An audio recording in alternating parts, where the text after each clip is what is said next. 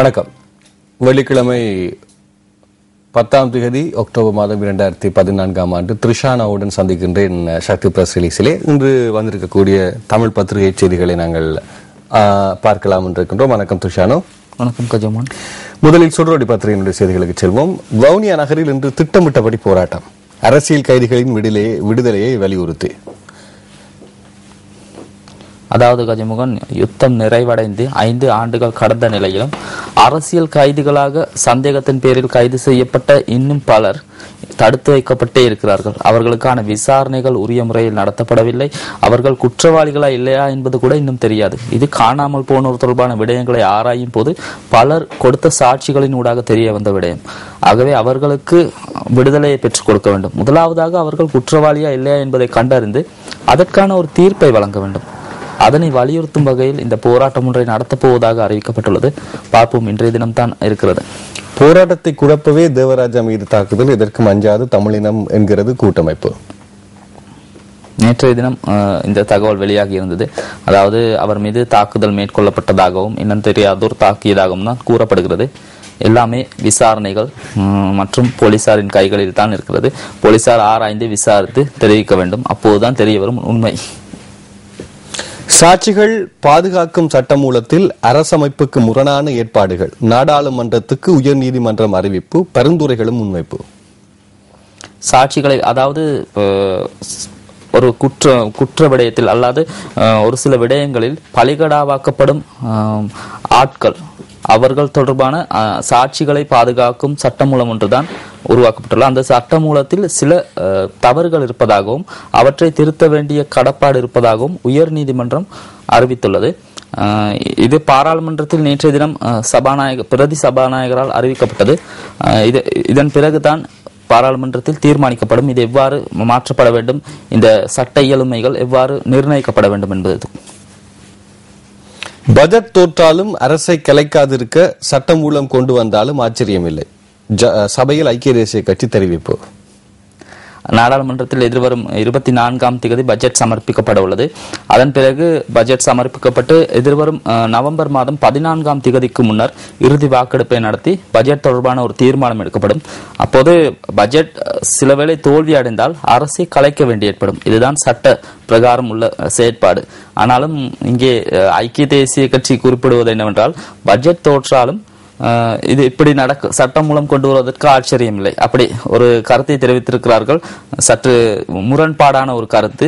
அதாவது அந்த அளவுக்கு அரசாங்கம் ஆட்சியை தக்க வைத்துக் கொண்டிருக்கிறது, ஆளும் அதிகார போக்கு அதிகரித்திருக்கிறது என்பதை சுட்டிக்காட்டும் வகையில் தெரிவித்துள்ளது. ஜனாதிபதி தேர்தலை எதிர்கொள்ள கூட்டமைப்பை சந்திக்கிறது ஐக்கிய தேசிய கட்சி. இவ்வாரம் அழைப்பு விடுப்பார் ரணில். ஜனாதிபதி தேர்தல் எப்போது நடைபெறும் என்பது இன்னும் தெரியவில்லை. ஆனால் தற்போதைய நிலைவரங்களின் பிரகாரம் ஜனாதிபதி தேர்தல் ஜனவரி மாதத்தில் நடைபெறும் என அறியப்படுகிறது. இது தொடர்பாக பொது வேட்பாளர் ஒருவரை நியமிக்கும் பட்சத்தில் அதற்கான முன் காய் நகர்த்தல்களில் ஐக்கிய தேசிய கட்சி ஈடுபட்டுள்ளதாக தெரிவிக்கப்படுகிறது. அந்த வகையில் ரணில் விக்ரமசிங்க அவர்கள் இவ்வாறு இறுதியில் அல்லது இவ்வாறு நடுப்பகுதியில் எதிர்வரும் வாரம், இவ்வாரம் இன்று நிறைவடைகிறது, அடுத்த வார நடுப்பகுதியில் தமிழ் தேசிய கூட்டமைப்பை சந்தித்து பொது வேட்பாளர் தொடர்பாகவும் ஜனாதிபதி தேர்தலில் தமிழ் தேசிய கூட்டமைப்பின் ஆதரவை பெற்றுக்கொள்வது தொடர்பாகவும் கலந்துரையாட உள்ளதாக தெரிவிக்கப்படுகிறது. ஜனாதிபதி தேர்தலில் யாரை ஆதரிப்பது? மக்களிடம் கருத்து கேட்க முஸ்லிம் காங்கிரஸ் முடிவு. அடுத்த மாதம் முதல் மாவட்ட ரீதியாக கருத்து கணிப்பு. முஸ்லிம் காங்கிரஸ் ஏற்கனவே தெரிவித்திருந்தது ஜனாதிபதி தேர்தலுக்கு முன்னர் பொது தேர்தல் வந்தால் சிறப்பாயிருக்கும் என்று. ஆனால் தற்போது ஜனாதிபதி தேர்தல் தான் நடைபெறப் போகிறது என்ற ஒரு ஊகம் நிரூபணமாகியுள்ளது. கிட்டத்தட்ட கடந்த அல்லது நேற்றைய தினம் சமையல் எரிவாயுவின் விலையும் குறைக்கப்பட்டது. இவ்வாறான நடவடிக்கைகள் ஜனாதிபதி தேர்தல் அண்மித்துக் கொண்டிருக்கிறது என்பதைத்தான் ஊகிக்க முடிகிறது. ஆகவே ஜனாதிபதி தேர்தலில் எவ்வாறு மக்கள் இதனை விரும்புகிறார்கள், முஸ்லிம் காங்கிரஸ் எதனை செய்ய வேண்டும் என்பதை மக்களினூடாகவே அறிந்து கொள்வதற்கு முஸ்லிம் காங்கிரஸ் முயற்சிப்பதாகவே இந்த செய்தியில் சுட்டிக்காட்டப்படுகிறது. முஸ்லிம்களை ஒன்றிணைத்து உவமான சபை தேர்தலில் முஸ்லிம் காங்கிரஸ் ஒன்றாக கேட்டது. அதற்கும் மக்கள் எதிர்ப்பு தெரிவித்து வாக்குகளை அளித்திருக்கின்றார்கள். ஆகவே இங்கே ஆதரிப்பது என்ற சொற்பதம் மக்களுடைய கருத்து கணிப்பிலே, மக்களுடைய எண்ணக்கருவிலே இந்த காலகட்டத்துக்கு ஏற்புடையதாக இருக்கிறதா? நிச்சயமாக இல்லை. முஸ்லிம் காங்கிரஸ் எதனையோ முயற்சிக்கிறது. ஆனால் மக்களை பொறுத்தவரை, அதாவது முஸ்லிம் காங்கிரசின் எதிர்பார்ப்புப்படி இஸ்லாமியர்கள் அல்லது முஸ்லிம்கள் அவர்களுக்கு பொதுமக்களுக்கு ஏற்ற வகையில் முஸ்லிம் காங்கிரஸ் செயற்படுமா என்ற சந்தேகம் தான் தற்போது ஏற்பட்டுள்ளது. ஆகவே அந்த சந்தேகத்தை தீர்க்கும் வகையில் முஸ்லிம் காங்கிரஸ் செயற்படுமாயின் அவர்களது ஆதரவை பெற்றுக்கொள்ள முடியும். அதே நேரம் மாவட்ட ரீதியாக இருக்கக்கூடிய மக்கள் முஸ்லிம் காங்கிரசினுடைய அங்கத்தவர்களுடைய கருத்து கணிப்பு நடத்த வேண்டிய தேவை இருக்கிறது. இதற்கு ஆதரவு தெரிவிப்பதற்கு முன்னர், அதாவது தேர்தல் முடிவடைந்த பின்னர் நீங்கள் யாரை ஆதரிக்கிறீர்கள் என்பதற்கு ஒரு கருத்து கணிப்பு தெரிவித்ததன் பின்னர் அவர்கள் இதை தெரிவிக்கும் போது இது கொஞ்சம் சமாந்தாரம் அமைவதற்கு வாய்ப்பு இருக்கிறது. இல்லை, சரிதானே சொல்வது? அவர்களுக்கு வந்து சந்தேகம் இருக்கலாமே. பதிலளிக்க தடுமாறிய பிரதி அமைச்சர் இந்திக, எதிர்க்கட்சிகள் கிண்டல் அடிப்பு. நாடாளுமன்றத்தில் நேற்று சமர்ப்பிக்கப்பட்ட உள்ளூராட்சி சபைகள் திருத்த சட்டமூலம் தொடர்பில் சபையில் தெளிவுபடுத்துவதற்காக எழுந்த உள்ளூராட்சி மாகாண சபைகள் பிரதி அமைச்சர் இந்திக பண்டார தெளிவுபடுத்துவதற்கு உரிய விடயங்களை முன்வைக்க முடியாதவராய் தடுமாறி இருக்கிறார் என்கின்ற செய்தி இங்கே பார்க்கக்கூடியதாக இருக்கிறது. இது இது இது உள்ளர்த்தம் என்ன?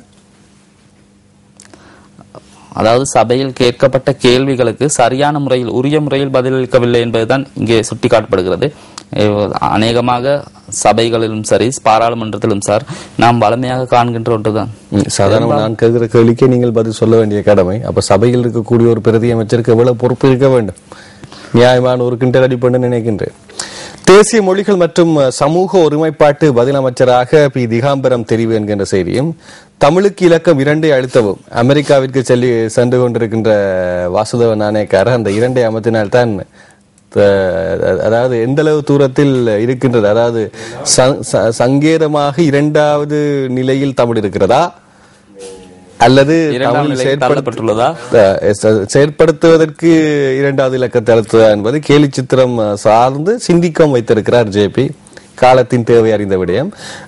முதலில் அதை அழுத்துவதற்கு முன்னர் இப்போது மிக முக்கியமாக, ஏனென்றால் தமிழ் பேசக்கூடிய ஒரு அமைச்சர் ஒருவர் பிரதி அமைச்சராக தற்போது அவர் செயற்பட்டு கொண்டிருக்கின்ற தேசிய மொழிகள் மற்றும் சமூக ஒருமைப்பாட்டு விடயத்துக்கு தேசிய மொழிகள் என்று இருக்கிறதுனால தேசிய ரீதியில் அரச ரீதியில் இருக்கக்கூடிய திணைக்களங்கள் அலுவலகங்களுக்கு முதலாக இந்த பெயர் பதாதைகளை வந்து கொஞ்சம் உரிய முறையில் தமிழிலே போடுவது சிறப்பு.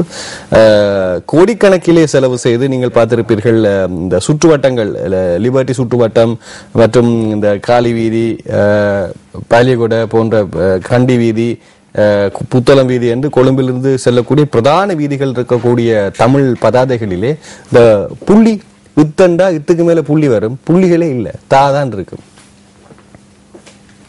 சொல்ல விளங்குதா?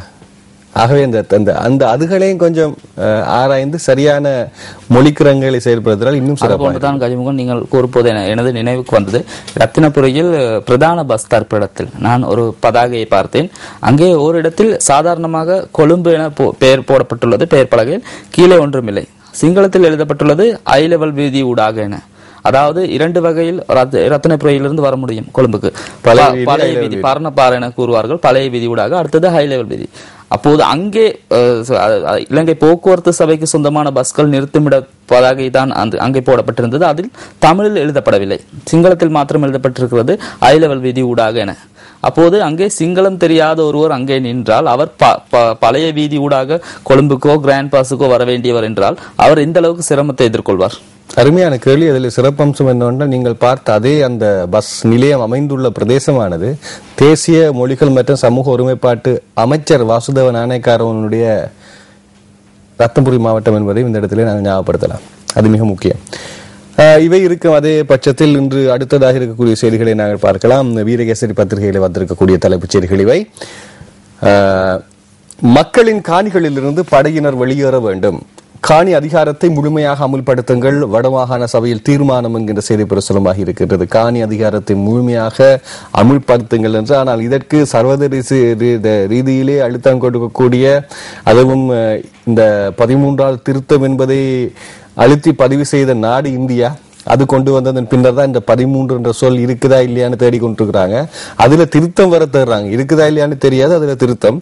அப்படிப்பட்ட இந்தியா இப்போது அழுத்தம் கொடுப்பதற்கு மிக முக்கிய காரணமாக இருந்தது தமிழ்நாட்டினுடைய முதலமைச்சர் எதிர்ப்பலைகள், அதாவது இந்திய மத்திய அரசு இலங்கைக்கு குறிப்பாக இலங்கை சார்ந்த சர்வதேச விடயங்களின் போது கவனம் செலுத்துகையில் இப்படி செலுத்துங்கள் என்கின்ற அழுத்தத்தை தமிழ்நாட்டு அரசியல் பிரமுகர்கள் கொடுத்திருந்தார்கள் மக்கள் அலைகளோடு. தற்போது அந்த அலையே இல்லை. இந்த நிலையில் இந்த 13 இப்போது எப்படியும் சரி கொடுத்துருங்க என்று ஆகிவிடுமா, இல்லது சரியான கிரகத்தில் கொடுக்கப்பட வேண்டும் என்ற ஒரு நிலை உருவாகுமா என்ற 2 கேள்வி கூறியிருக்கின்றது. இப்போது சொல்லக்கூடிய இந்த வடமாகாண சபையின் தீர்மானம் எவ்வளவு தூரம் செல்லுபடியுமாக மிகப்பெரிய ஒரு சந்தேகம் நிலவுகின்ற காலகட்டம் இது. தொடர்ந்தும் தமிழ் பேசும் மக்கள் தங்கள் உரிமைகளிலே புறக்கணிக்கப்பட்டு கொண்டே இருக்கின்றார்கள். நான் நினைக்கின்றேன் உள்ளக ரீதியாக மாத்திரமல்ல, ஏதோ ஒரு வகையில ஒவ்வொரு அசைவுகளும் அதற்கு அவர்களுடைய தீர்மானத்துக்கு எதிர்வாகவே இருக்கிறது. பெற்றுக்கொள்ள வேண்டுமானால் அவர்கள் போராடித்தான் பெற வேண்டும் என்ற நிலை உருவாகி, போராடினாலும் பெறக்கூடிய சூழல் கிடைக்கதே இல்லை. எப்பயாவது ஒரு முறை கிடைக்கும் என்று எதிர்பார்த்து அந்த சூழலும் கிடைக்காத ஒரு நிலை இருக்கின்றது. ஆகவே இது ஒரு இழுபறி நிலை சார்ந்த ஒரு காலம் தானா? அதாவது எமது பேர பிள்ளைகளும் இதே நிலையை முகம் கொடுக்க வேண்டுமா என்ற ஒரு கேள்வி இருக்கிறது. இலங்கையில் தமிழ் பேசும் செய்தியில் நேற்றைய தினம் வடமாகாண சபை அமர்வில் முதலமைச்சர் ஒரு விடயத்தை சுட்டிக்காட்டியிருக்கிறார். வடமாகாண சபை காணி விடயம் 13வது திருத்தத்தின் பிரகாரம் காணி எவ்வாறு இங்கே வடமாகாண சபையில் கையாளப்படுகிறது என்றால், ஒன்று மத்திய அரசுக்கான காணி, அடுத்து வடமாகாண சபைக்கான காணி, அடுத்து மகாவலி அபிவிருத்தி அதிகார சபைக்கான காணி, மற்றது பாதுகாப்பு தரப்பினருக்கான கையகப்படுத்தப்பட்ட காணிகள். இவ்வாறாக 4 வகையில் காணிகள் பிரிக்கப்படுகின்றன. ஆகவே இந்த காணிகள் யாவும் பொதுமக்கள் சார்ந்தவை. இவை பாதுகாப்பு தரப்பினர், வடமாகாண சபை ஸ்தாபிக்கப்பட்ட பின்னர் பாதுகாப்பு தரப்பினர் சுமார் 20 விண்ணப்பங்கள் கோரப்பட்டிருந்ததாகவும் காணிகள் கேட்கப்பட்டு, ஆனால் அவை தரமற்றவை, தேவையற்றவை என நிராகரிக்கப்பட்டு விட்டன. அப்படி இருந்தும் தற்போது அவர்களின் இஷ்டத்துக்கு காணிகளை சுவீகரித்து தங்களின் நடவடிக்கைகளை முன்னெடுக்கின்றனர். இவை நிறுத்தப்பட வேண்டும். இவ்வருட இறுதிக்குள் பொதுமக்களின் காணிகள் யாவும் அவர்களிடம் கையளிக்கப்பட வேண்டும் என்ற ஒரு தீர்மானம் ஏற்கப்பட்டிருக்கிறது. அதே போன்று அடுத்ததாக 13வது திருத்தத்தில் காணிகளுக்குரிய அதிகாரங்கள் எவ்வாறு இருக்கிறதோ அவ்வாறே நடைமுறைப்படுத்தப்பட வேண்டும். இவைதான் இந்த 2 தீர்மானங்கள். நேரடியை பார்த்துக் கொண்டு நாங்கள் தொடர்ந்து பிரஸ் ரிலீஸ்க்கு செல்லலாம். ஸ்ரீலங்கா இன்சூரன்ஸ் ஹெல்த் நலம் காணலே தேசத்தின் பலம். ஸ்ரீலங்கா இன்சூரன்ஸ் ஜனவரி 8 ஜனாதிபதி தேர்தல் என்று எல்லோரும் கூறிக்கொண்டிருந்தார்கள். ஜனாதிபதி தேர்தல் ஜனவரி 9 நடத்துவது தொடர்பில் ஆராயப்பட்டிருக்கிறது. சாதாரணமாக முதலாவது பதவிக்காலம் நடைபெறும் போது, குறிப்பாக நமது ஜனாதிபதி மஹிந்த ராஜபக்ச அவர்களுடைய தேர்தல் பெறுபேறு எனக்கு நல்ல ஞாபகம் இருக்கிறது. அவர் அதை உத்தியோகபூர்வமாக ஏற்றுக்கொண்ட நாள் நவம்பர் 17ஆம் தேதி, 18ஆம் தேதி அவருடைய பிறந்த நாள். எல்லோரும் கூறியிருந்தாலும் 8 அவருக்கு நல்ல இலக்கம் என்று எல்லோரும் பேசிக் கொண்டிருந்தாலும், இப்போது ஜனவரி 9 ஜனாதிபதி தேர்தல் நடத்துவதில் ஆராய்வு நடைபெற்றிருக்கிறது சொல்லிக் கொண்டிருக்கிறார்கள். எனக்கு நம்பிக்கை இல்லை. ஆனால் அப்படியான ஒரு கீழைத்தைய நாடுகளினுடைய தேர்தல் நிலைகள் எல்லாம் அப்படித்தான். குறிப்பாக அக்ரஹார சிறையில் இருக்கக்கூடிய ஜெயலலிதாவுக்கு உள்ளே இருக்கும் போது ஒரு ஐயர் ஒருவர் வெளியில் இருந்த வண்ணம் ஜோசியக்காரர் ஒருவர் எதிர்வு கூறியிருக்கிறார், 16ஆம் தேதி நீங்கள் பதவியேற்றது தப்பு, ஏற்க கூடாது. இது 19ஆம் தேதியின் பின்னர், அக்டோபர் 19ஆம் தேதியின் பின்னர் அவருக்கு வெளிவரதுக்கு வாய்ப்பு இருக்கு எதிர்வு கூறியிருக்கின்றார். ஆகவே எல்லாமே அங்கே என்ன சொல்வது, கணிப்பு, இந்த அதிர்ஷ்ட கணிப்பிலே தான் வருகின்றது. ஜெயலலிதா அவர்களுடைய ஒரு பேரிலே ஏஐ கூட அவர் போட்டிருக்கின்றார். அப்படி அந்த எண்கணித சாஸ்திரப்படி நடந்திருக்கிறது. ஆகவே இப்படி பார்க்கும்போது இந்த எண்கணிதமும் கீழத்திய நாடுகளினுடைய அரசியல் முறைகளிலும் பெரிய தொடர்பு இருக்கிறது. அதே போன்று 26ஆம் இலக்கம் அல்லது 8ஆம் இலக்கம் வரக்கூடிய வகையில் ஜனாதிபதி பல விடயங்களை முன்னெடுத்திருக்கின்றமை நாம் பார்த்த விடயம் கடந்த காலங்களில். இப்போது 9க்கு மாறி இருக்கிறது. இருந்தால் அது ஜோசிய முறையோ தெரியவில்லை. 2016ஆம் ஆண்டுக்கு முன்னர் ஜனாதிபதி தேர்தலை நடத்தக்கூடாது, அதற்கு முன் நடத்தப்பட்டால் சர்வாதிகாரத்துக்கு வித்திடும் என்கின்றார் சரத்தன் சில்வா. இலங்கையிலே தற்போது இருக்கக்கூடிய அதி உயர் விற்பனர், அது சட்ட விற்பனர் என்ற உயிர் வாழும் தகுதி சரத்தன் சில்வாக்கு இருக்கின்றது. எல்லோரும் ஏற்றுக்கொள்வார்கள். அவர் முன்னாள் பிரதம நீதியரசராக இருக்கலாம், ஆனால் அவருடைய அந்த சட்டத்தினுடைய அறிவு அவ்வளவு தூரம் செறிவு மிக்கதாக இருக்கின்றது. அவர் அழுத்தமாகவே கூறிக்கொண்டிருக்கின்றார். அதற்கு பல காரணங்களையும் முன்வைத்துக் கொண்டிருக்கின்றார் ஏன் நடத்தக்கூடாது என்று. அதாவது தற்போது அவர் கூறுவது என்னவென்றால், ஜனாதிபதியின் பதவிக்காலம் 2016ஆம் ஆண்டு வரை இருக்கிறது. அதாவது கிட்டத்தட்ட 2 வருட காலப்பகுதி இருக்கிறது. அதற்கு முன்னர் பொது தேர்தல் ஒன்று தான் நடத்தப்பட வேண்டும். ஜனாதிபதி தேர்தல் ஒன்று நடத்தப்பட்டால் ஜனாதிபதி தேர்தலில் ஜனாதிபதி தெரிவாவார். அதன் பிறகு பொது தேர்தல் நடத்தப்படும். அப்போது தனக்கு நிறைவேற்று அதிகாரத்தின் பிரகாரம் தனக்கு தேவையான ஒரு பாராளுமன்றத்தை உருவாக்கி கொள்ள முடியும். ஆகவே சட்டத்தின்படி முதலில் பொது தேர்தல் நடத்தப்பட வேண்டும். அப்போது நிறைவேற்று அதிகாரத்தை நீக்கக்கூடிய பாராளுமன்றம் ஒன்றை உருவாக்க முடியும். அதனூடாக நிறைவேற்று அதிகாரத்தை நீக்க முடியும். ஜனாதிபதி முன் நடத்தப்பட்ட சர்வாதிகாரத்துக்கே வித்திடும். அதுதான், அதாவது பாராளுமன்ற ஏற்கனவே ஜனாதிபதி தேர்தல் நடத்தப்பட்டு விட்டால் அதன் பிறகு பொது தேர்தல் நடத்தப்படும் போது தனக்கு தேவையான ஒரு சர்வாதிகாரத்தை பயன்படுத்தி தனக்கு தேவையான பாராளுமன்றத்தை உருவாக்கி கொள்ள முடியும் என்பதை சுட்டிக்காட்டுகிறார். அவர் மிகவும் கைதேர்ந்த சட்ட விற்பனர். ஆனால் எனக்கு ஒரு கேள்வி இருக்கிறது. இப்போது இருக்கக்கூடிய முறை எப்படி இருக்கிறது? இப்போ அதாவது ஜனாதிபதி தனது 2வது பதவி காலத்துக்கு முன்னர் மைந்த சிந்தனை சரத் சில்வா அவர்கள் கூறியிருக்கிறார், மைந்த சிந்தனையில் தெரிவித்திருக்கிறார், நிறைவேற்று அதிகாரத்தை நான் ஒழிக்கப் போகிறேன், அதை ஒழித்து பாராளுமன்றத்திற்கு அதிகாரத்தை வழங்கி பாராளுமன்றத்தின் ஊடாக தீர்மானங்களை எடுப்பதும் சர்வாதிகாரம் நீக்கப்படும். என்னுடைய கேள்வி இலக்கு இவ்வளவு தூரம் நீளத்தவையில்லை. இது அவர் இப்படி நடந்தால் சர்வாதிகாரத்துக்கு திரும்ப சொல்லுங்க. தற்போது நடைபெற்றுக் கொண்டிருக்கிறேன் ஒழிக்க போகிறோம். அப்போ அப்படியானால் என்ன? தற்போது மட்டும் என்னன்றதா என்னுடைய கேள்வியா இருக்கிறது. அதிகாரம் இருக்கிறது, பாராளுமன்ற முறை இருக்கிறது, சட்டங்கள் கொண்டு வரப்படுகின்றன, அரசாங்கத்தால் வைக்கப்படுகின்ற சட்டங்கள் அனைத்தும் செயல்படுத்தப்படுகின்றன. ஆகவே பல கேள்விகள் இருக்கின்றன இல்லையா? பகிஷ்கரிப்பு காரணமாக ரயில் சேவை ஸ்தம்பிதம், பயணிகள் கடும் சிரமம், இன்றைய தினமும் தொழிற்சங்க போராட்டம் தொடரும். அதாவது எனக்கு தெரிந்து அண்ணளவாக ஒரு 10 ஆண்டுகளுக்கு முன்னர் ரயிலை நாடுகின்ற, ரயிலை நம்பி குறிப்பாக தமது தொழில்களுக்கு தங்கியிருந்து வாழக்கூடிய மக்கள் போக்குவரத்து நிலையில் தற்போது தளர்த்தப்பட்டிருக்கிறது. உண்மையை சொன்னால், ஏனென்றால் சகல வீடுகளிலுமே மோட்டார் சைக்கிள்கள், அதன் பின்னர் ஓட்டோக்கள், வாகனங்கள் என்று செறிவுகள் அதிகரித்திருக்கின்றன. ஆகவே ரயில் பயணிகளுடைய எண்ணிக்கை ஓரளவு அந்த வீதாச்சாரம் அடிப்படையிலே சனத்தொகை வளர்ச்சிக்கும் பயணிகள் வீதாச்சாரத்துக்கும் இடையிலே பெரிய ஒரு தளர்வு இருக்கிறது.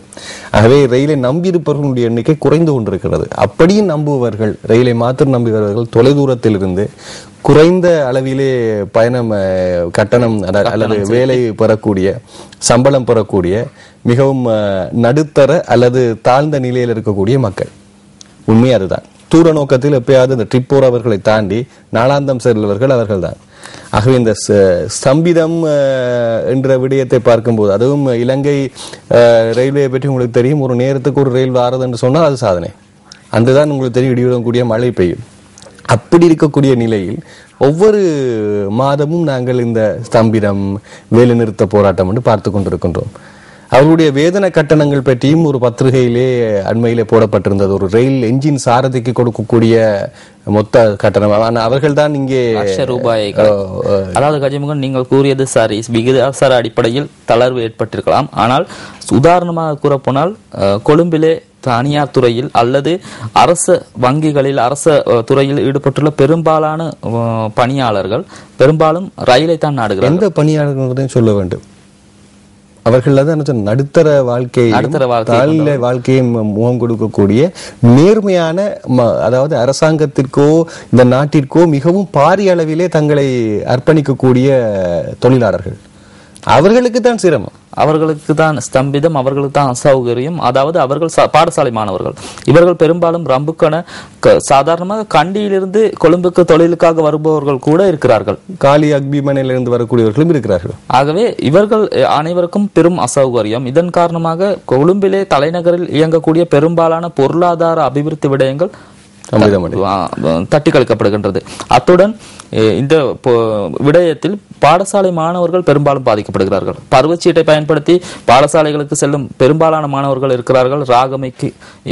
ராகமையிலோ சரியான திட்டமோடு முன்வைக்கப்படுவதற்கான காரணம் இருக்கின்றது என்னவென்றால், குறிப்பாக இந்த ரயில்வே பகிஷ்கரிப்பு பற்றி ஆராய்ந்து பார்ப்பதற்கு முன்னர் ஒரு முறை இப்படியான பகிஷ்கரிப்பு நடைபெறும் போது மக்களிடையே ஒரு தொனி இருந்தது. பாவம், அவர்களும் தற்போது இப்படியான ஸ்தம்பிதம் வரும்போது அனைத்து மக்களும் சீற்றம் அடைகிறார்கள். என்ன நடக்குது அப்படி என்றால், மக்களுடைய எந்த ஒரு உதவியும் அங்கே இல்லை. அவர்கள் தடுத்தப்படுகின்றார்கள். எதிர்காலத்தில் இந்த அரசு இயந்திரம் உண்மையாகவே இவர்கள் கேட்கக்கூடிய அளவிற்கு நடுநிலையமாக இருக்கும், அல்லது அந்த அரசு இயந்திரம் மாற்றம் பெற்று அதன் பின்னர் நடைபெறும் போது இவர்களுக்கு பகிஷ்கரிப்பு நடத்துவதற்கு வழி இல்லாமல் போய்விடும். ஆகவே இதை சிரமமாக, இது சிரமம் பாராது, இதற்கு ஒரு நிரந்தரமான ஒரு தீர்வு இல்லையே, இது தொடரும் என்பதுதான் கவலைக்கிடமான செய்தி. மாகாண சபையின் தலைவராக புத்ததாச 6 மேலதிக வாக்குகளால் தெரிவு. முதலமைச்சர் பொறுப்பேற்ற போதிலும் அமைச்சர்கள் பதவியேற்கவில்லை என்கின்ற செய்தி இங்கே பிரசுரமாயிருக்கிறது. அது கொஞ்சம் சுவாரஸ்யமான செய்தியாக இருக்கிறது இல்லையா? ஊவா மாகாண சபையின் 6வது ஊவா மாகாண சபையின் அமர்வு நேற்றைய தினம் நடைபெற்றது. இதன் போது முதலமைச்சர் சுபவேளையில் தனது சுபவேளையில் பதவியை ஏற்றுக்கொண்டார் சசீந்திர ராஜபக்ச. அதன் பிறகு அந்த சபை அமர்வின் போது தலைவரும் உபத்தலைவரும் வாக்குகளின் மூலம் தெரிவு செய்யப்பட்டனர். ஆனால் வேறு எவரும் பதவியேற்கவில்லை. ஆகவே உபத்தலைவரை அல்லது தலைவரை 4 பேர் பதவியேற்க வேண்டிய நிலையில் அவர்கள் பதவியேற்காதிருக்கும் பட்சத்தில் தெரிவு செய்ய முடியாது என்ற ஒரு வாத பிரதிவாதம் முன்வைக்கப்பட்டு சற்று சலசலப்பு ஏற்பட்டிருந்தது சபையில். அதன் பிறகு இல்லை, முதலமைச்சர் பதவியேற்று விட்டார். ஆகவே வாக்கெடுப்பினூடாக தலைவரையும் உபத்தலைவரையும் தேர்ந்தெடுக்க முடியும் என்ற ஒரு தீர்மானம் கொண்டு வரப்பட்டு அதன் பிறகு அவர்கள் வாக்குகளால் தெரிவு செய்ய. கேள்வி, அன்னளவாக எத்தனை பேர் உயிரிழந்திருக்கின்றார்கள் ஊவா மாகாண சபை தேர்தலில்? எத்தனை பேர் படுகாயமடைந்திருக்கின்றார்கள்? இன்னும் ஊடகவியலாளர், தாக்கப்பட்ட ஊடகவியலாளர் சிகிச்சை பெற்றுக் கொண்டிருக்கின்றார். அண்மையில் பொதுமக்கள் தொடர்பாடல் அமைச்சர் அவரை சென்று காசோலை வழங்கி பார்த்திருக்கின்றோம். இவ்வளவு தூரம் இந்த அமைச்சர் பதவியை பெற்று மக்களுக்கு சேவையாற்ற வேண்டும் என்றுதான் கோடிக்கணக்கில் செலவழித்து இது தேர்தலிலே முகம் கொடுத்திருந்தார்கள், போட்டியிட்டு இருந்தார்கள். பங்கேற்கவில்லை என்றால் இதில் என்ன உள்ளர்த்தம் இருக்கிறது? அது அவர்களுக்கே தெரிந்த உண்மை. அப்ப மக்கள் தொடர்ந்து முட்டாள்களாக விசித்தரிக்கப்படுகின்றார்களா? உரிய நேரத்தில் துரும்பு சீட்டை களமிறக்குவோம், மங்கள சமரவீர எம்பி கூறுகின்றார். இவர் எப்பவும் இப்படிதான் ஸ்டேட்மெண்ட் விதத்துல தீவிரமாக செயல்பட. அதாவது ஜனாதிபதி தேர்தலில் பொது வேட்பாளர் ஒருவர் தொடர்பில் யாரும் குழப்பம் தேவையில்லை. நாம் ரணிலையா அல்லது அன்றகுமார திசாநாயக்கவையா அல்லது சந்திரிகா பண்டாரநாயக் குமார் துங்கவையா அல்லது மாதுளுவை சோபித்த தேரையா, யாரை களமிறக்குவது என்பது தொடர்பில் சரியான ஒரு தீர்மானத்தை எடுத்திருக்கிறோம். இவர்கள் அல்லது வேறொருவர் நிறுத்தப்படுவாரா என்பதை உரிய நேரத்தில் நாம் நேரடியாக அறிவோம். யாருடன் பேசியிருந்தார்? தனது நம்பருடன் பேசுகின்றாரா அல்லது எல்லோருடையும் பேசிவிட்டு பேசுகிறார்? கலந்துரையாடி விட்டு கூறுகின்றாராம். பிரதி அமைச்சரான ராதாகிருஷ்ணன், நுவரெலியா மாவட்ட பாராளுமன்ற உறுப்பினரும் மலையக மக்கள் முன்னணி அரசியல் துறை தலைவருமான வேலுசாமி ராதாகிருஷ்ணன் தாவரவியல் பூங்கா பொழுதுபோக்கு அலுவல்கள் பிரதி அமைச்சராக ஜனாதிபதி மஹிந்த ராஜபக்ச முன்னிலையில் நேற்று வியாழக்கிழமை காலை 9 மணிக்கு பதவி பிரமாணம் எடுத்திருக்கின்றனர். ஆகவே ஹக்கல பிரதனிய இந்த வகையான தாவரவியல் பூங்கா மற்றும் பொழுதுபோக்குகள் சம்பந்தமான விடயங்களிலே அவர் இன்னும் அதிக கரிசனை காட்டுவார் என நாம் நம்புவோமாக. அடுத்து 2015 பட்ஜெட் உள்ளே காசு போட வேணும், மக்களிடமும் காசு இல்லை. இப்போதுதான் ஜனாதிபதி யோசிப்பது போன்ற ஒரு காட்சியை கனி அவர்கள் கேலிச்சித்திரமாக வரைந்திருக்கின்றார். கவலைக்கிடமான செய்தி. மக்களிடம் தற்போது உடலிலே சக்தி, உயிர் இருக்கிறதா என்றே தேட வேண்டிய ஒரு தேவையிலே தள்ளப்பட்டிருக்கின்றார்கள். ஆனால் ஒரே ஒரு விடயம், நேற்றைய தினம் அவர்களுக்கு கொஞ்சம் ஒரு சலுகை கிடைத்திருந்தது. அதாவது இந்த எரிவாயு தளர்த்தப்பட்டிருக்கிறது என்று. ஆனால் இந்த விலைகள் தளர்த்தப்படும் போது நேரடியாகவே ஜனாதிபதி அல்லது அவரது கட்டளையின் பேரில் என்கின்ற செய்திகள் வருகின்றன. விலை ஏற்றப்படும் போது அது சார்ந்த பொருளாதார பிரிவு சார்ந்த அல்லது செயலாளர் என்ற பேர் தான் வரும். ஜெனரல் செக்ரட்டரி என்ற ஒரு சொல் பிரயோகம் வரும். அவர் தெரிவிக்கின்ற அல்லது பெட்ரோலியத்துறையினுடைய தலைவர் தெரியப்படுத்தியிருக்கின்றார். ஆனால் இந்த தளர்த்தும் போது நேரடியாகவே அது அமைச்சரோ அதுக்கு போய், அது எனக்கு புரியவில்லை என்னவென்று. அதாவது கஜமோகன், ஒருவேளை அவர்கள் பொருளாதார அது கூட தெரியாதுன்னு பயன்படுத்திவிட்டு அதற்கேற்றவாறு அறிவிக்கிறார்கள் போல், அப்படி நான் நினைக்கிறேன். ஒருவேளை நேரடியாக அங்கே கொடுத்தால் வேண்டாம் என்று கூறிவிடுவார்கள். அப்படின்னா நேரடியா மக்களுக்கு அது கூட தெரியாது என்று அப்படின்னு நினைக்கிறோமோ? இப்போது எல்லோரும் ஸ்மார்ட் போன் பாதிக்கக்கூடிய அளவிற்கு தற்போது மக்களுடைய தொழில்நுட்பம் வளர்ச்சி அடைந்து தரவுகளும் வளர்ச்சி அடைந்திருக்கிறது கொஞ்சம் யோசிக்க வேண்டும். அடுத்து நாங்கள் தினக்குரல் பத்திரிகை செய்திகளுக்கு செல்லாம். தினக்குரலுடைய பிரதான தலைப்பு இப்படி இருக்கிறது: பொதுமக்களிடம் 67,000 ஏக்கர் காணியை ஒப்படைக்க காலக்கெடு, வடமாகாண சபை தீர்மானம் என்கின்ற செய்தி. தினக்குரலுடைய ஆசிரியர் தலையங்கம்: எபோலா வைரஸ் தொற்று அதிகரிக்கும் அச்சம் என்கின்ற செய்தி இருக்கிறது. எங்கே என்று பார்த்தால் மேற்கு ஆப்பிரிக்க நாடுகள், நைஜீரியா போன்ற மேற்கு ஐரோப்பிய நாடுகளிலே தான், இதன் கானா போன்ற இடங்களிலே தான் இருக்கின்றது. இது லைபீரியாவிலே தான் இது அதிகமாகவே தொற்றுக்கு உட்படுத்தப்பட்டது என்ற செய்தி இருக்கின்றது. ஆகவே இது கொஞ்சம் பார்க்க வேண்டும். அதே நேரத்தில் கோஸ்டாரிக்கா, முந்தி கோஸ்டாரிக்கா, இப்போது வேறொரு பேர் மன்னிக்க வேண்டும் என ஐவரி கோஸ்ட் போன்ற நாடுகளிலும் இது கூடுதலாகவே பரவக்கூடிய சாத்தியம் இருப்பதாக தெரிவிக்கப்படுகின்றது. அடுத்து, நான் ரெடி நீங்க ரெடியா, பொது வேட்பாளர் யார் என்றதுக்கு தயாரா இருக்கிறார்கள். இங்கே பொது வேட்பாளராக இருப்பவர்கள் தயக்கத்தோடு எதை தூக்குவது, யார் தூக்குவது என்று யோசிச்சு கொண்டிருக்கிறார். மூர்த்தியினுடைய கேலி சித்திரம். ஆனால் அவர்கள் தூக்கும் போது மூர்த்தி அவர்கள் எடுக்கக்கூடிய அந்த கத்தி பெரிய கத்தியாக மாறிவிடுமோ என்ற ஒரு கேள்வியும் இருக்கிறது. இந்த கத்தியை கொஞ்சம் அடுத்த முறை மாற்றி நீங்கள் தருவீர்கள் நம்புவோமாக. மூர்த்தியினுடைய கேலி சித்தம் சிந்திக்க வைக்கிறது தினக்குரல் பத்தினுடைய செய்தி அது. அதைத் தொடர்ந்து நாங்கள் இன்று வெளியாக இருக்கக்கூடிய தினகரன் பத்திரிகை செல்கின்றோம். தினகரனுடைய பிரதான தலைப்பாக இருக்கக்கூடிய செய்தி, சமையல் எரிவாயு விலை 250 ரூபாயினால் குறைப்பு, ஜனாதிபதியின் பணிப்பை அடுத்து இன்று தொடக்கம் அமல். நான் கூறியது சரியா? நேரடியாக ஜனாதிபதி அறிவித்திருக்கின்றார். அதிகரிக்கும் போது எப்போதாவது அரசியல் அமைச்சர்கள் அல்லது ஜனாதிபதியின் பேர் எப்போதாவது வருகிறதான்னு பாருங்க, வராது. ஆகவே இது ஒரு செய்தி. இதுவும் குறிப்பாக ஏனைய எந்த பத்திரிகைகளும் இதை பெரிதாக அலட்டிக் கொள்ளவில்லை. ஆனால் அரச பத்திரிகையினுடைய பிரதான தலைப்பு சமையல் எரிவாயு விலை குறைப்பதாக இருக்கின்றது. கூடும்போது அது ஒரு சின்ன பக்கத்திலே ஒரு மூலையிலே சென்றுவிடும். பிரான்ஸ் எழுத்தாளர் மோதியோனாவுக்கு 2014 இலக்கிய நோபல் பரிசு என்கின்ற செய்தி இருக்கு. நோபல் பரிசுனுடைய பெயர் பட்டியல் 4 நாட்களாக வந்து கொண்டிருக்கின்றன. இயற்பியலிலே 6 பெற்றுக் கொண்டார்கள், ரசாயனவியலிலே, அது பௌதிகவியல். தற்போது இலக்கிய நோபல் பரிசு 2014ஆம் ஆண்டு கிடைக்கப்பெற்றிருக்கிறது. அப்படியான நோபல் பரிசு பார்க்கும்போது இலங்கையிலும் ஏதாவது ஒரு துறையில் அப்படியான நோபல் பரிசு பெறக்கூடிய வாய்ப்பு இருக்கும். எதிர்காலத்தில் நாங்கள் பார்க்கலாம். ஆனால் அது இப்படியான அந்த இலக்கியம் ரசாயனம் என்று அல்லாமல் அது வேறொரு வகையிலான நோபல் பரிசு இருக்கலாம். அடுத்து, அதிமுகவினர் திருந்தாது போனால் ஜெயலலிதாவுக்கு கடும் சிக்கல், பிணை வழக்கில் ஆஜராக போவதாக சுவாமி எச்சரிக்கை என்ற செய்தி இருக்கின்றது. சுவாமியை பற்றி பேசுறதும் இலங்கையினுடைய பத்திரிகையாக தான் இருக்கும். இந்தியாவில் எதுவுமே பெருசா அலட்டிக் கொள்வதாக இல்லை. முன்னர் புதிய டெல்லியில் இருக்கக்கூடிய தேசிய குறிப்பாக செய்தி நிறுவனங்கள் அவரை கொஞ்சம் அடையாளப்படுத்தியிருந்தன. இப்போது அவர்களும் கைவிட்டு விட்டார்கள். என்னென்னா இவருடைய பேச்சை போடும் போது அங்கிருப்பவர்களுக்கும் சந்தேகமாக போய்விட்டதான். அதனால் அவர்களும் இப்போது கொஞ்சம் தளர்த்து இருக்கின்றார்கள். ஆனால் இலங்கையிலே நாங்கள் கொஞ்சம் பெரிதாகவே பார்க்கின்றோம். ஆனால் தொடர்ந்து அவரது பேர் இந்தியாவில் அடிபடுறது இந்த தமிழிசை சவுந்தரராஜன் அவர்களோடு தான். பாரதிய ஜனதா கட்சியினுடைய தமிழ்நாட்டினுடைய அவர் கூறுவார், இவர் சொல்லும் கருத்தை எடுக்க வேண்டாம். அவர்களுக்குள்ளேயே எக்கச்சக்கமான பலவர்கள் இருக்கின்றன. இலங்கை முகம் கொடுக்கும் சவால்கள் குறித்து உலக நாடுகள் கவனம் செலுத்த வேண்டும். சிவில் மற்றும் அரசியல் உரிமைகளை உறுதிப்படுத்துவதற்கு அரசாங்கம் அர்ப்பணிப்புடன் செயற்படுகிறது என்று இங்கே ரவிநாத் ஆரியசிங் அவர்கள் கோரிக்கை விடுத்திருக்கின்றார். இலங்கை நிரந்தர வதிவிட பிரதிநிதி அவர்களுடைய கருத்தாக இருக்கின்றது. தற்போது வெளிநாட்டு அரசாங்க துறை சார்ந்த விடயங்களும் எவ்வளவு தூரம் காரசாரமாக பேசப்படுகின்றன என்பதை டாக்டர் கிறிஸ் நொரிசனுடைய செயற்பாடுகளுக்கு பின்னர் உங்களுக்கு தெரியக்கூடியதாக இருக்கும். தேசிய உணர்வோடு இருக்கக்கூடியவர்களுக்கும் அவர் குறிப்பாக இலங்கையினுடைய சர்வதேச விசாரணையின் போது ஜனாதிபதியை தடுப்பதற்கும் இலங்கை எந்த ஒரு தவறையும் விடவில்லை என்பதற்கும் அதிகப்படியான பங்காற்றை சகல ஊடகங்களிலும் சர்வதேச ஊடகங்களிலும் ஆற்றியிருந்தார். அவரது ஆங்கில புலமை அறிவு இது பற்றி தெரிந்து கொள்ள வேண்டும் என்றால் யூடியூப்பிலே போய் அவரது நேர்காணல்களை பார்க்கும் போது தெரியக்கூடியதாக இருக்கும். அவ்வளவு தூரம் ஆளுமை படைத்த ஒருவர்.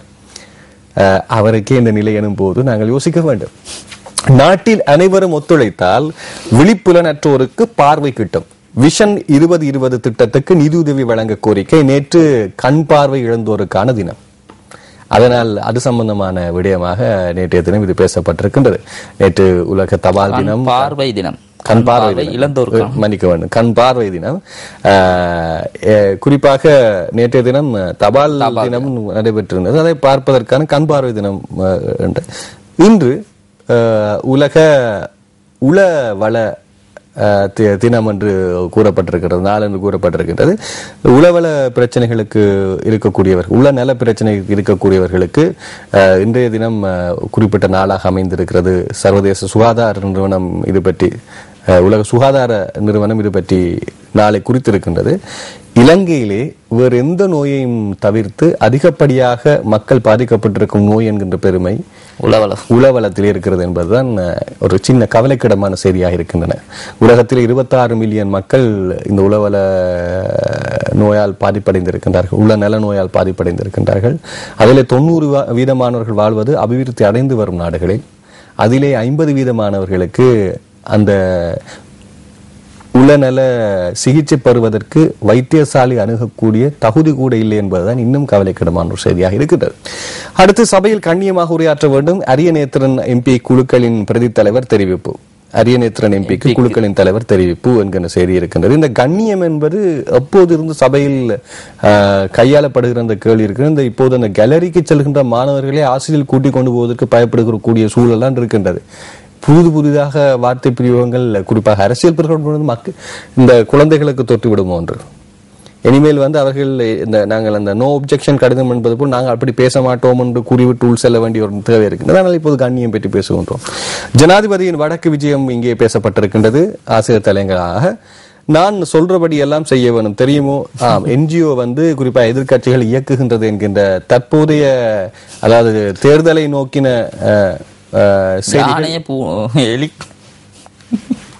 அடுத்த செய்திக்கு நாங்கள் செல்லலாம்.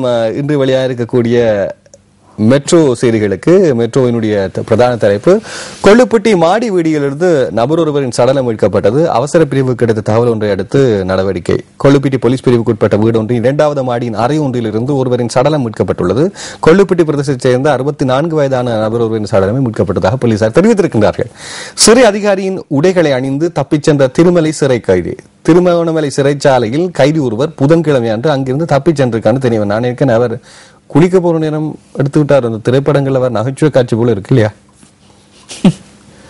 ஆடை தொழிற்சாலை பெண்ணின் ATM அட்டையை திருடி 8 லட்சம் ரூபாய் பணத்தை மீளப் பெற்றவர் கைதான. ஆடை தொழிற்சாலையிலே பணியாற்றக்கூடிய பெண் எவ்வளவு தூரம் கஷ்டப்பட்டு அந்த 8 லட்சம் ரூபாயை சேர்த்திருப்பார் என்பதை யோசிக்க வேண்டும். கஷ்டப்பட்டு சேர்த்தாரா அல்லது அவருக்கு கிடைக்கப்பட்டதான் இன்னொரு கேள்வியும் இருக்கு. இதெல்லாம் நான் நினைக்கின்ற விசாரணைகள் நடைபெறும் வெளிவரும். 8 லட்சம் என்பது உண்மையை பொறுத்தவரையில் அது பெரிய பணம் நேர்மையாக உழைப்பவர்களுக்கு. இயந்திர கோளாறு காரணமாக ஸ்ரீலங்கன் விமானம் அவசர தரையிறக்கம். திருச்சிக்கு செல்ல இருந்த திருச்சி விமான நிலையத்திலிருந்து புறப்பட்ட இலங்கை விமானம் ஒன்று இயந்திர கோளாறு காரணமாக அவசரமாக மீண்டும் திருச்சியில் தரையிறக்கப்பட்டதாக இந்து பத்திரிகையினுடைய செய்தியை காட்டி மெட்ரோ செய்தி வெளியிட்டிருக்கின்றது. அதைத் தொடர்ந்து யாழ்ப்பாணத்தில் இருந்து வெளிவரும் உதயன் பத்திரிகை செய்திகளுக்கு செல்வோம். ராணுவ தேவைகளுக்காக 82,000 ஏக்கர் கபலீகரம் உறுதிப்படுத்தும் சகல ஆவணங்களும் வடமாகாண சபையில் நேற்று சமர்ப்பிப்பு. ஆகவே இது உறுதிப்படுத்தப்பட்ட செய்தியாக வடமாகாண சபையில் சமர்ப்பிக்கப்பட்டிருக்கின்றது. ஆனால் வடமாகாண சபையினுடைய உறுதிப்பாடு எங்கே சமர்ப்பிக்கிறது என்ற ஒரு கேள்வி இருக்கின்றது.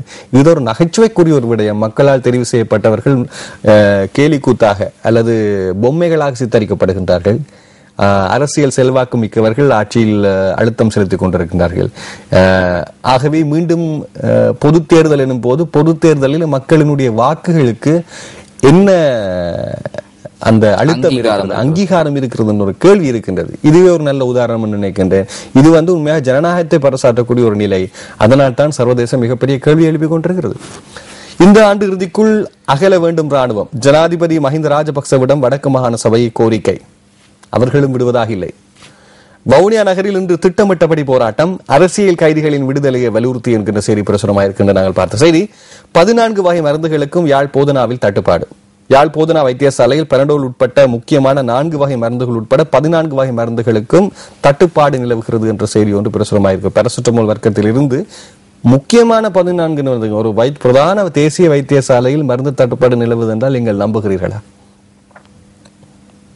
ஒரு சில இடங்களில் அவ்வாறு ஏற்படும். தற்போது யாழ் போதனா வைத்தியசாலை என்பது வடமாகாணத்தினுடைய 5 பிரதான மாவட்டங்களை பிரதிநிதித்துவப்படுத்திய பிரதானமான ஒரு வைத்தியசாலை என்பதை நாங்கள் இங்கே ஞாபகப்படுத்த வேண்டும். சின்ன ஒரு வைத்தியசாலை அல்ல.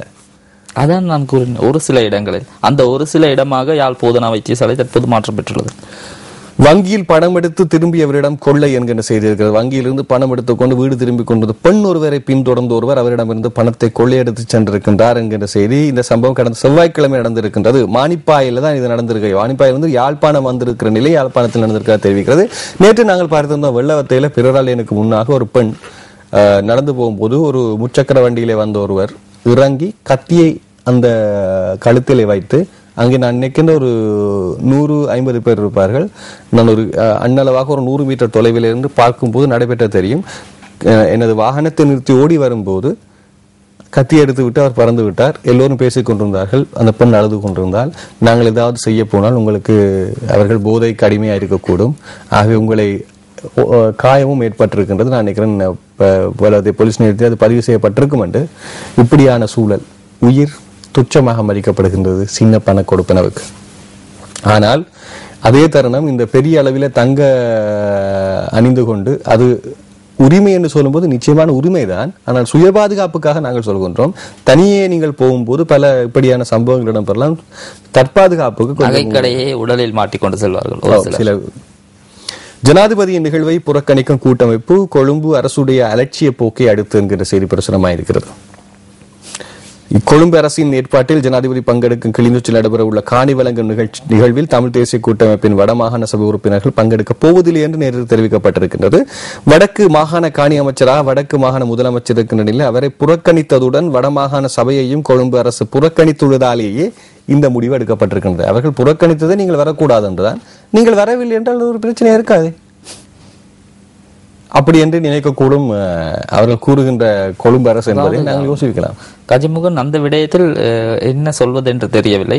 ஆனால் ஒன்றுக்கொன்று முரண்பாடாகவே இருப்பதில் ஏட்டிக்கு போட்டியாக செயற்படுவதில் என்ன பிரயோசனம் இருக்கிறது? மக்களுக்கு எதையாவது செய்து கொடுக்க முடியுமா? நாம் எமது வீராப்பை காட்டிக்கொள்ள முடியும். ஆனால் அந்த பொதுமக்களுக்கு என்ன செய்ய முடியும்? தொடர்ந்தும் இந்த முரண்பாடு நீண்டு கொண்டு அல்லவா செல்லும். அரசியல் ரீதியாக என்ன செய்ய முடியும் எனக்கு தெரியவில்லை. ஆனால் ஊடகங்களாக நாங்கள் ஏதோ ஒரு வகையில் பொழுதுபோக்குக்கும் ஏதாவது செய்கின்றோம். அதே நேரத்தில் தகவல் தெரிவிப்பதிலும் நாங்கள் நேர்மையை கடைபிடித்து கூறிக்கொண்டிருக்கின்றோம். இவற்றை நாங்கள் மக்களுக்கு மாத்திரம்தான் கொடுக்க முடியும். நீங்கள் தான் யோசிக்க வேண்டும். அந்த முதலிலே சொன்னேன், விலை இறக்கம் ஏற்றம் என்பதையும் இப்போது அரசியல் துரும்புகளாய் பயன்படுத்தக்கூடிய சூழலிலே அரசியல் கள நிலவரம் இருக்கும் போது நாங்கள் ஸ்மார்ட் போன் பயன்படுத்தக்கூடிய தரவு சார்ந்த சிந்தனையாளராக மாறி இருக்கின்றோம். சிந்தனை என்கின்ற அந்த அந்த அந்த துரும்பு சீட்டு உங்கள் கையில் இருக்கிறது. நீங்கள் தான் அதை பாவிக்க வேண்டும். எதற்கு பாவிக்க வேண்டும், ஏன் பாவிக்க வேண்டும், அதற்கு சிபாரிசு செய்யக்கூடிய தகுதியும் உங்களிடம் தான் இருக்கிறது. உங்கள் வாக்கு பலரை செயலிழக்க வைத்துவிடும், செயலாற்றவும் வைத்துவிடும். நன்றி. நாங்கள் இவ்வளவு தான் கூறலாம். நன்றி சுஷானோ. தொடர்ந்து குட் மார்னிங் ஸ்ரீலங்காவோடு நமது நேர்கள் இணைந்திருக்கலாம். அதே நேரத்தில் இன்று உலக உளநல தினம். அதனால் உளநல சுகாதாரம் சம்பந்தமான இன்றைய சிறப்பு நேர்காணல் ஒன்று டாக்டர் கணேசன் ஊடாக இடம்பெற காத்திருக்கின்றது. அதுவும் மிகவும் பயன் தரக்கூடியதாக இருக்கும் என்று கூறி விடைபெற்றுச் செல்கிறேன். நன்றி, வணக்கம்.